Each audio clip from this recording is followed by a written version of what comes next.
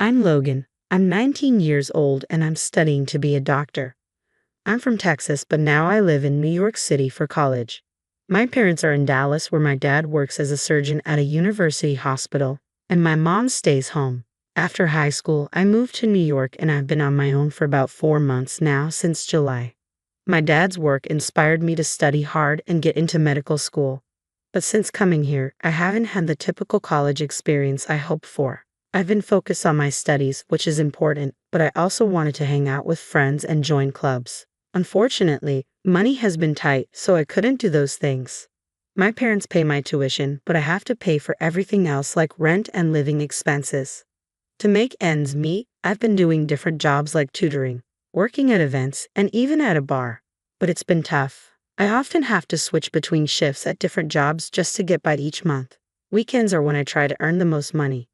I never really had a day off. It was tough both mentally and physically. I get sleepy during class, and when I come home late at night, I'm too tired to study. I'm worried I might fail my classes and have to repeat the year if things keep going like this.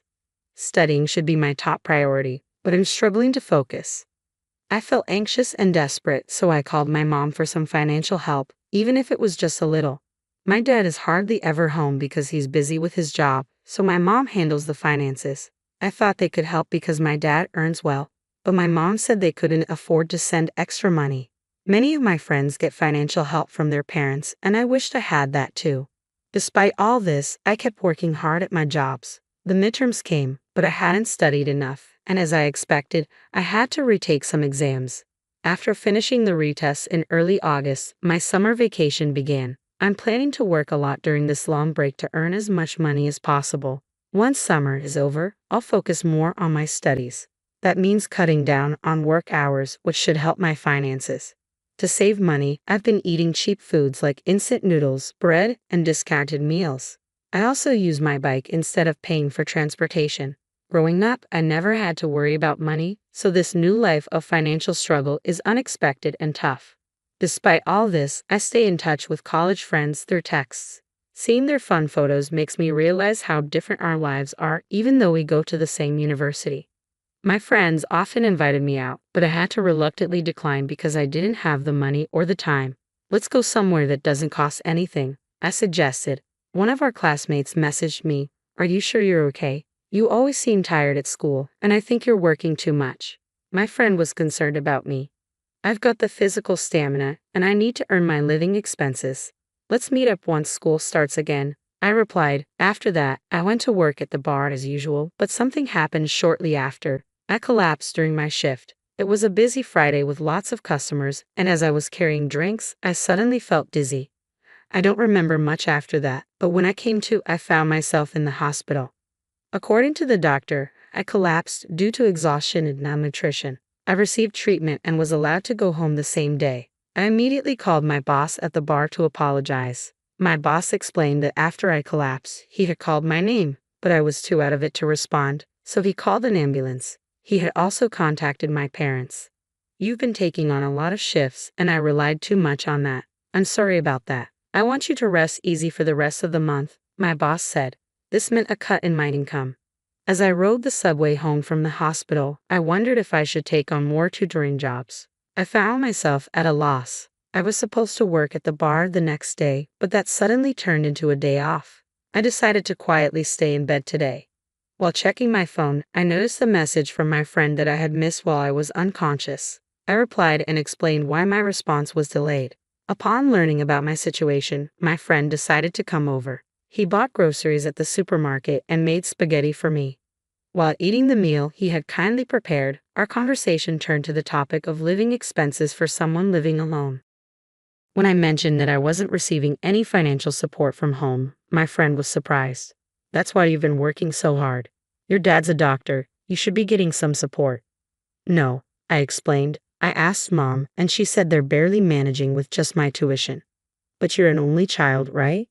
Maybe if you ask, they could send a little support," my friend suggested. My mom said even a small amount of support was out of the question. "No way, that doesn't make sense. I hate to say this, but maybe your dad is sick and can't work," my friend speculated. Thinking it over, I said, "My dad is a doctor and used to drive a luxury car. Our house is in an upscale neighborhood, and I went to private schools my whole life. So why would mom suddenly say they have no money? Suddenly worried, I immediately messaged my mom. Are you both okay? She replied after a while. We're fine, but I couldn't relax, thinking maybe they were just saying that to keep me from worrying. Since I had planned to go home for the holidays, I decided to talk to my parents about this. After thanking my friend, he said, I'll be waiting for some souvenirs. I felt grateful to have such a friend. The holiday season came and I took the cheapest flight I could find back home. I could only stay for a night and a day because of my job, but I was looking forward to it. When I arrived, my parents greeted me at the door. My dad seemed surprised when he saw me. You've lost a lot of weight. Really? I hadn't noticed myself, but apparently I looked quite different. My mom was also taken aback and fell silent. For lunch, my mom had prepared things like salad, soup, and chicken wings, and for the first time in a long while, the three of us sat down to eat together. As soon as we sat down, my dad looked worried and asked, You look thinner. Are you eating properly? I told him the truth. Not really. It's been a while since I had such a luxurious meal. What do you usually eat? Cafeteria food? My dad asked. Nah, the cafeteria is too expensive for me. Is it that expensive? It's about $5 or so. My dad looked puzzled. Is the money I've been sending enough for you? Confused, I responded. Huh? I haven't been getting any money. I finally told my dad. What do you mean? So you mean to tell me you haven't received any money for the past 4 months? He asked, shocked. I haven't received any, I replied. Have you really been sending money? I had asked your mom to transfer $2,000 every month into your account, Dad said, surprised. Really?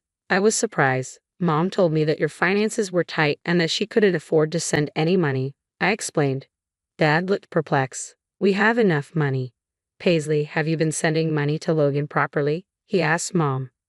Mom looked down silently. I was worried that maybe Dad got sick or something and couldn't work, and that's why the money wasn't coming. No, I've been working as usual, Dad assured. Really? That's a relief, I said, somewhat relieved. But then why hadn't any money been sent to me? I was baffled. Cassie, what's going on? Dad pressed Mom. Still refusing to meet our eyes, Mom remained silent. Come on, don't stay silent. Can you explain? Dad insisted. When Dad pressed her, Mom finally said quietly, I haven't sent any money. What? I haven't sent any money to Logan, she admitted. Hearing this, both my dad and I were stunned. What? Why not? Dad asked, incredulous. There are just so many expenses, Mom replied. What kind of expenses? Isn't our home mortgage already paid off? Dad questioned. Realizing she could no longer hide the truth, Mom dropped a bombshell. I've been keeping the money for myself, she confessed. I was dumbstruck. I read online that medical students can earn more than regular students with tutoring jobs, so I thought you'd be okay. I asked you to send me even just a small amount of money, but honestly, I didn't realize you were that strapped for cash, Mom explained. My mom continued in a matter-of-fact tone. There was a call from Logan's workplace recently saying you collapsed from overwork. I was also shocked to see how thin you've become. What? Logan collapsed. What happened? It seemed my dad hadn't been informed about the recent events, so I explained. You collapsed from overwork and malnutrition. Yeah, but it wasn't anything serious, I added. Paisley, why didn't you tell me? My dad asked, clearly upset. I'm sorry. I was afraid he'd find out I wasn't sending the money, my mom said without any sign of guilt. This is outrageous. Logan had to work until he collapsed because he didn't have any money, Dad exclaimed. I didn't mean any harm, my mom defended herself. What have you been using all the money for? Dad confronted her. After a brief pause, she finally spoke up. Well, actually, I have some debts. What? Those were unimaginable words coming from her, who always seemed to perfectly manage the household and even took care of the garden flowers, I thought. The money was used to pay off my debts, Mom continued. Debt? How much do you owe? Dad asked, clearly in disbelief. Mom, still looking down, said quietly, about $100,000. $100,000. I was shocked by the amount. My dad sighed deeply. Why do you have so much debt? I got into gambling, Mom confessed. Basically, I had gotten myself into gambling debts without our knowledge. Why would you even start something like that? Dad asked, holding his head in his hands. About 2 years ago, I started gambling just to kill time. I won some money and it felt really good at first. I'd only use small amounts, but going to the casino became a habit, and I started betting more and more. I couldn't stop, and it led to that amount. I had never gambled, so I couldn't understand why she couldn't stop. Yes, I kept trying to win back what I lost, but I ended up losing more often than winning. I even dipped into our savings, she admitted. So you've spent more than just the debt amount? Dad yelled at her. How much of our savings did you use? He demanded. About $30,000, Mom confessed. I stopped withdrawing more because I thought you would find out. She looked like she was about to cry. If you had talked to me about it earlier, it might have been better. With that amount, you could have worked part-time and paid it back little by little, right? Dad said. I absolutely don't want to work part-time, she said emphatically. Get a grip. You racked up the debt yourself. He was visibly angry. I've been a stay-at-home mom for so long.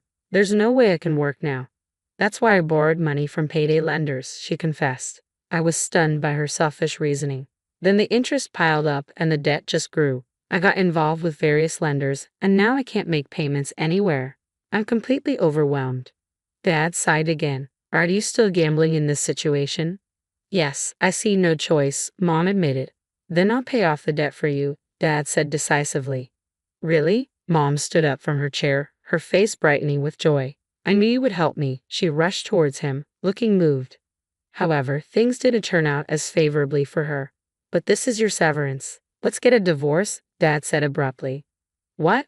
I was surprised. Divorce? I will never agree to a divorce, Mom said firmly. Her face turned from joy to terror, as if she had been cast down from heaven to hell. You continued gambling even knowing Logan was struggling, right? You kept borrowing money, endangering the family, Dad pointed out. That's true, but I can't continue as a family with a wife who prioritizes gambling over her son, he insisted. No way, she finally burst into tears. I'll never gamble again. Please forgive me, she pleaded. But he seemed resolute. Your gambling is likely an addiction. You'll need to see a psychiatrist and undergo long-term treatment. It's not uncommon for people to relapse into gambling during treatment. I'm not addicted. I can stop anytime, she protested. No, if this continues, we could all end up destitute. I have to separate, not just for my sake, but to stop burdening Logan any further. I'll stop from tomorrow, she insisted, but she did not seem to grasp the severity of her inability to stop gambling. I was deeply anxious about the amount of debt and my mom's pathological gambling behavior. In exchange for paying your severance, there will be no division of assets, my dad stated. What? I can't agree to those terms. If you don't pay back the debt, they might seize your account. She fell silent. I never imagined coming home after a long time would lead to this situation. I was just unsettled by my parents fighting. No, Dad, don't you think we can hold off on deciding about divorce? Maybe take some time to cool off and think it over, I suggested. I'm sorry, Logan, but that's not possible, he said calmly. I thought he might have decided on divorce in a fit of despair, but that doesn't seem to be the case. Lunch ended in a heavy atmosphere, and I went to my room. I lay down on the sofa, but I could still hear my parents arguing. It wasn't much of an argument. My mom was hysterically screaming, and my dad responded firmly. I got so fed up with college and home that I just went to sleep out of frustration. The next morning, my mom looked awful, probably from crying all night. I had planned to stay at home a bit longer, but the oppressive atmosphere made me decide to leave early. My dad drove me to the airport. Logan, I'm sorry for all the trouble I've caused, he apologized to me. No, it's not your fault, Dad. I'm grateful for the chance to attend medical school, I reassured him. I'll start transferring an allowance directly to your account from now on, so don't worry, he said. Yeah, thanks, Dad. It really helps, I replied. I know things are tough, but take care, he said as he dropped me off. I flew back to New York. The rest of the summer vacation was busy with work, passing by in a flash. Still, I was constantly worried about my parents. A few months later, I heard that my mom finally agreed to the divorce. My dad's steadfastness broke her resistance. As previously discussed, my dad took on her debts, and in return, there was no asset division in their divorce agreement. I have mixed feelings about my parents getting divorced, but it's not all bad news. Now that I'm receiving an allowance from my dad, I've been able to cut back on work and focus more on my studies. I might even get to hang out with friends. I heard from my grandmother on my mother's side that despite the divorce over her gambling, my mom was back at the slot machines every day. She quickly racked up more debt. Her family couldn't afford to cover her debts, so my mom reluctantly started working part-time. She's currently attending therapy to overcome her gambling addiction.